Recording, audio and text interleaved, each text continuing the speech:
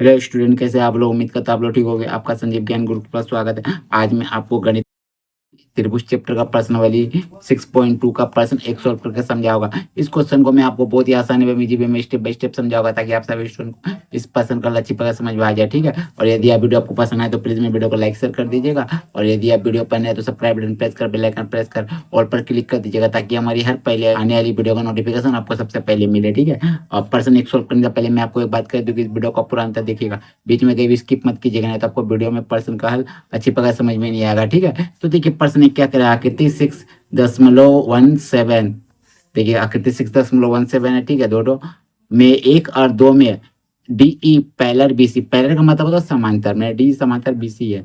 पहला नंबर में बोला गया ई सी और दूसरा नंबर बोला गया ए डी ज्ञात कीजिए। देखिए पहला नंबर ऑप्शन है, इसमें देखिए आपका डी बी पैलर है बी सी का, तो इसमें ज्ञात करना है पहला नंबर में आपका क्या ई सी, या देखिए ई सी ज्ञात करना है। और दूसरा नंबर ऑप्शन में आपके क्या बोला गया है, डी पैरेलल बीसीस में ही बोला गया है, तो इसमें आपको एडी ज्ञात करना है। ठीक है, तो चलिए हम लोग हल ज्ञात करते हैं। तो लिखते हैं सबसे पहले हल। हल ठीक है, लिख दिया। पहला नंबर ऑप्शन का सॉल्व करते हैं। ठीक है, पहला नंबर ऑप्शन में जो दिया उसको पहले लिख लेते हैं। लिखते हैं यहाँ दिया है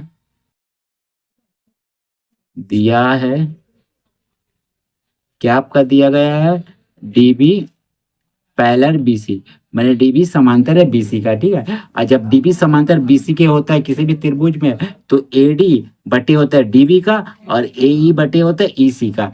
ये आपका किसके अनुसार होता है, सेल्स प्रमेय के अनुसार। ठीक है, तो हम लोग लिखते हैं, तो लिखते हैं इसीलिए एडी बटे डीबी बराबर ए बटे ईसी। ठीक है, किसके अनुसार,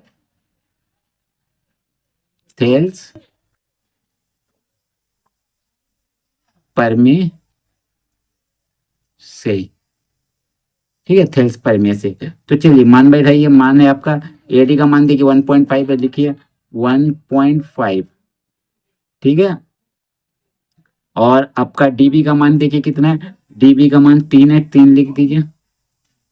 एई का मान देखिए 1 है, 1 लिख दीजिए, और इसी का मान मालूम है, इसी को ऐसी रहने दीजिए। ठीक है, चलिए तो अच्छा गुना कीजिएगा, क्रॉस मल्टीप्लीकेशन, तो 1.5 गुना इसी बराबर 3 गुना 1। ठीक है, चलिए अब इसको ऐसे रहने दीजिए, इसी को ऐसे रहने दीजिए। 3 से 1 को गुना कीजिएगा तो आपका 3 आएगा, और देखिए यहाँ आपका इसी का साथ 1.5 गुना में बराबर के इधर ले जाइए, आपका तो कितना आ जाएगा, भागाना आ जाएगा। ठीक है, चलिए पॉइंट हटाइए, पॉइंट का बाद आपका एक अंक है, तो ऊपर एक शून्य लगा दीजिए। ठीक है, तो 15 कम 15, 15 दूनी 30। ठीक है, तो आपका इसीलिए इसी बराबर कितना आ जाएगा, इसी बराबर आपका आ जाएगा 2।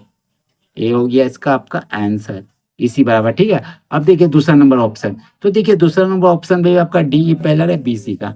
ठीक है, तो आपको निकालना इसमें क्या, एडी है, बाद बाकी सबका मान दिया गया है, तो इसमें भी थेल्स प्रमेय का यूज होगा। ठीक है, तो लिखिएगा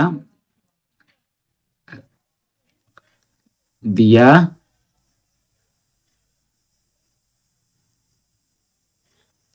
हुआ है, क्या दिया हुआ है आपका, डीई समांतर बीसी। ठीक है, तो थेल्स प्रमेय के अनुसार क्या होगा, एडी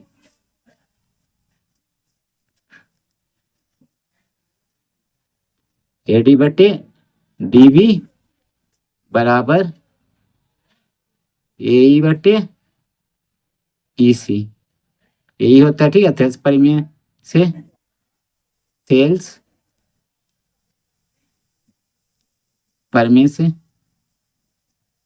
प्रमेय से चलिए, तो चलिए मान बैठाइए। तो देखिए आपका एडी का मान क्या है, कुछ नहीं है, एडी को ऐसे रखेगा, और डीबी का मान है आपका 7.2। ठीक है, तो लिखिए एडी को ऐसी, और डी बराबर हमारा है आपका 7.2। फिर ए ही आपका कितना, देखिए ए ही आपका 1.8 लिख दीजिए, 1.8 और ई सी आपका दिया हो 5.4, लिख दीजिए 5.4। ठीक है, चलिए तिरछा तुझे गुना कीजिए, तिरछा तुझे गुना कीजिएगा तो एडी से 5.4 का, तो AD गुना 5.4 फिर बराबर, और 7.2 से 1.8 का। ठीक है, चलिए अब AD का मान निकालना है, तो AD को ऐसे ही रहने दीजिए।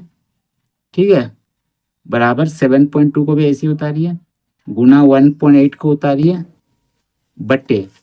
ठीक है, अब देखिए गुना है 5.4 बराबर के इधर, बराबर की तरह आएगा, भाग में आ जाएगा। ठीक है, तो चलिए देखिए पॉइंट पॉइंट काटिए, 18 कम 18, 18 तिया आपका 54। ठीक है, फिर 3 से इसको भाग दे दीजिए, 3 दूनी 6, पॉइंट रखिए, 3 चौके 12, यानी आपको कितना आ जाएगा। इसीलिए AD बराबर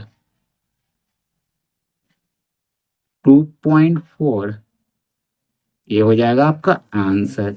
ठीक है, तो आपको इसी पहला नंबर ऑप्शन पे इसी का मान आ गया 2 सेंटीमीटर, और दूसरा नंबर ऑप्शन पे आपको AD का मान आ गया 2.4 सेंटीमीटर। ठीक है, तो उम्मीद करता हूं आपको मेरा वीडियो पसंद आया होगा। यदि आपको मेरा वीडियो पसंद आए तो प्लीज़ मेरे वीडियो को लाइक से सब्सक्राइब कर दीजिएगा, और यदि आपको वीडियो समझने में कोई कष्ट हो तो आप मुझे कमेंट कर सकते हैं, और यदि आपने इससे पिछले अध्याय का वीडियो नहीं देखा तो आप मेरे डिस्क्रिप्शन के प्लेलिस्ट पर जाकर देख सकते हैं। ठीक है, तो फिर मिलते हैं एक नई वीडियो के साथ। धन्यवाद।